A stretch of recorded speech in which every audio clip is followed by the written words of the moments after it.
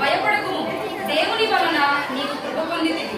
ఇదిగో నీవు గర్భము ధరించి కుమారుని కని ఆయనకు యేసు అని పేరు పెట్టుదువు. ఆయన గొప్పవాడై సర్వోన్నతుని కుమారుడనబడును.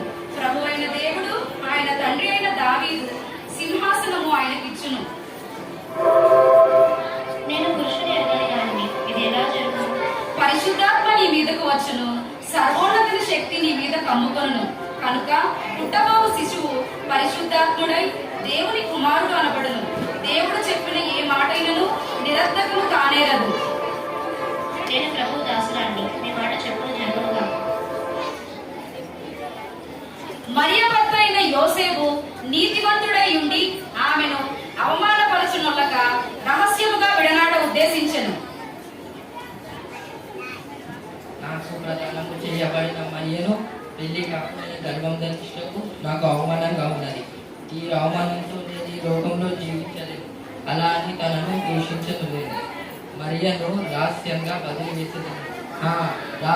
వదిలివేసేదని.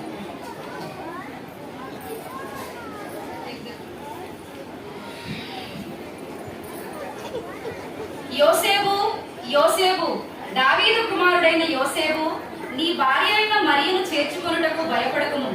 ఆమె కన్యక, పరమపావని, సుగుణాల రాశి. ఆమె గర్భము పరిశుద్ధాత్మ ద్వారా కలిగినది. ఆమె యొక్క కుమారుని కనును తన ప్రజలను వారి పాపముల నుండి ఆయనే రక్షించును. కనుక ఆయనకు ఇమ్మానుయేలు అని పేరు పెట్టుదు. ఇమ్మానుయేలు అని పేరుకు అర్థము దేవుడు మనకు తోడు అని.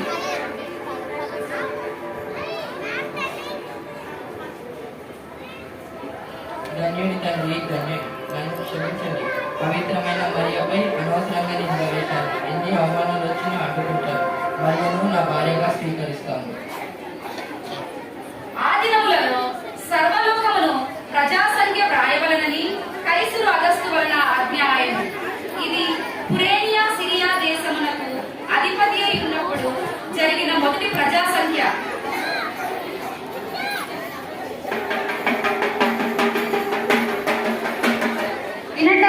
వినండి.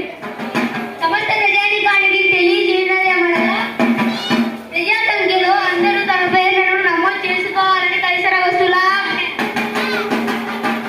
ఆజ్ఞ ప్రకారము ఏ దేశానికి చెందిన వారు ఆ దేశానికి, ఏ గ్రామానికి చెందిన వారు ఆ గ్రామానికి వెళ్ళిపోవాల్సిందో. కండి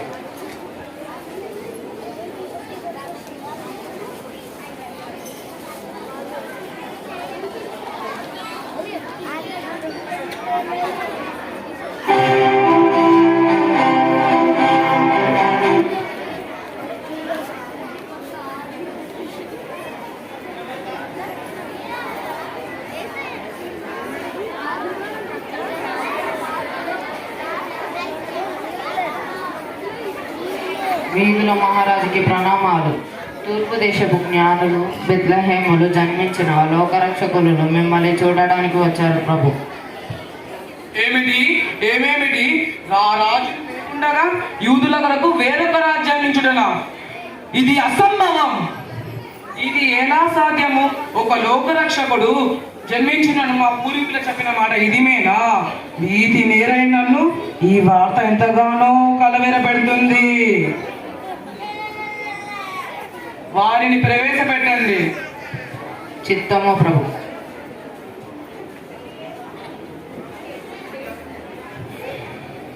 ఈరోజు మహారాజుకు ప్రణామాలు.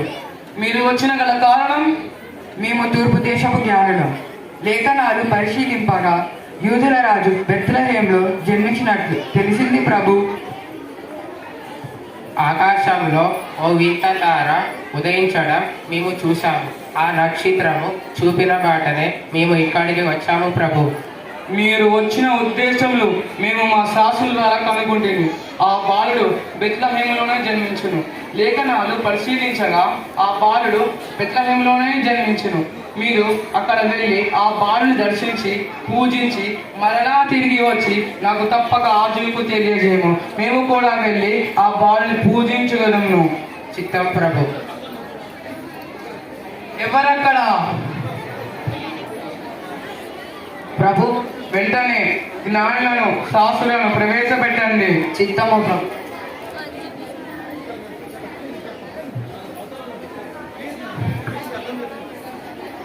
రండి శాస్త్రులారా ఆశీనులు కాండి. హెరోదు మహారాజుకు జయము జయ.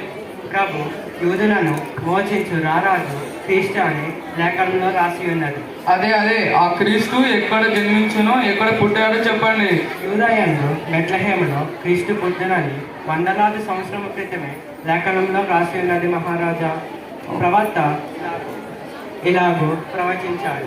యూదాయ బెత్లెహేమ, నీవు యూదుల ప్రధానంలో ఎంత మాత్రము అల్పమైన దానం కాదు అని లేఖనంలో రాసి ఉన్నది. మహారాజా రాజులు మేముండగా యూదుల కొరకు వేరొక రాజా. ఈ వార్త వింటుంటేనే మా రక్తము ఉడికిపోతున్నది. ఇది అసంభవం. ఏంటి మాకు కట్టుబానిసలు కారా? రోమా చక్రవర్తి ఆదేశాలతో ఈ యూదులకు రాజునయ్యా, అటువంటిది ఈ యూదులకు మరొక రాజా. ఇది అసంభవం, దుర్లాభం. అతడు రాజునైనా సరే నా సింహాసనకు అటు వస్తే ఖచ్చితంగా ఖండితంగా హతము చేసేదను. ఇదే నా ప్రతిజ్ఞ. తూర్పు దేశపు జ్ఞానులు వారు చూచిన నక్షత్రము ఆ శిశువు ఉండిన చోటి వీటుగా వచ్చి నిలిచి వరకు దాని ముందుగా నడిచెను.